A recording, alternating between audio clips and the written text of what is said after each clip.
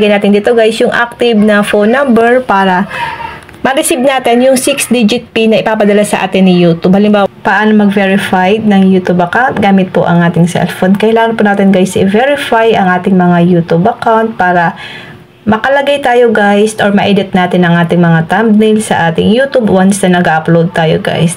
Hanapin natin dito ang YouTube, tap natin. Ipapakita ko lang sa inyo guys. Tap natin ang U. Hanap lang tayo dito guys ng ating video. Halimbawa guys, ito. Tap lang natin itong video po natin. Click 3 dots. Click edit. Then, click natin itong pencil sa taas. Ayan. Thumbnail for viewers will displayed in higher quality ito guys. So, click natin ang custom thumbnail.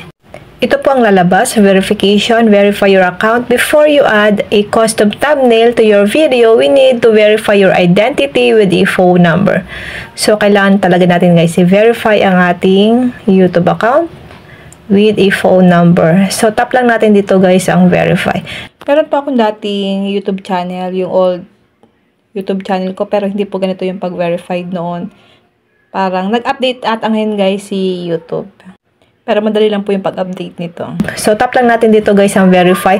Mabilis lang naman guys yung pag-verified ng ating mga YouTube account. So, itap lang natin dito ang verify. Please enter a phone number to receive a verification code. So, ilalagay natin dito guys yung active na phone number para ma-receive natin yung 6-digit PIN na ipapadala sa atin ni YouTube. Halimbawa guys, ito yung ilalagay ko dito. I-try ko guys yung dati kong phone number.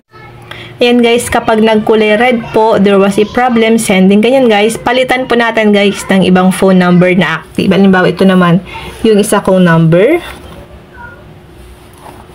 Then, piliin ko tong text me. So, ayan guys, hindi pa rin siya pwede. So, ito pong isa kong number yung ilalagay ko dito. Kailangan po guys, wala siyang kulay red sa baba. So, mabilis lang naman guys yung pag-verify po ng ating mga YouTube channel account. Para malagyan natin guys ng thumbnail yung mga video po natin. Ito nga pala guys yung bago kong YouTube channel. Pwede nyo po akong i-subscribe dito. Then, piliin natin ang text me. Then, click natin guys ang next. So, magpapadala siya ng 6-digit code na kailangan natin guys ilagay dito. Para ma-verify po ang ating mga YouTube channel, para makapag-edit tayo ng mga thumbnail, malagyan po natin guys ng thumbnail yung mga na-upload natin video. Halimbawa guys, ito yung 6-digit code na pinadala sa akin. Ayan. Phone number verified. Ganun lang po mag-verified ng phone number sa ating YouTube. Then ito guys, pwede na tayo maglagay ng thumbnail. Then click natin guys ang done. Then, click natin ang save. Depende na lang po sa inyo guys kung ano pa po yung i-edit nyo sa inyong mga video. Sa akin, itap na po natin ang save. Ganun lang po kadali mag-verify ng phone number sa ating mga YouTube channel.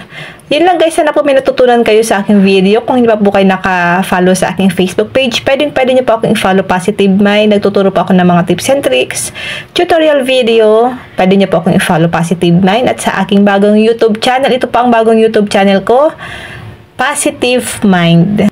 Pa-subscribe naman ako guys. Then pwede po kayong magtanong, mag-comment lang po kayo sa comment section.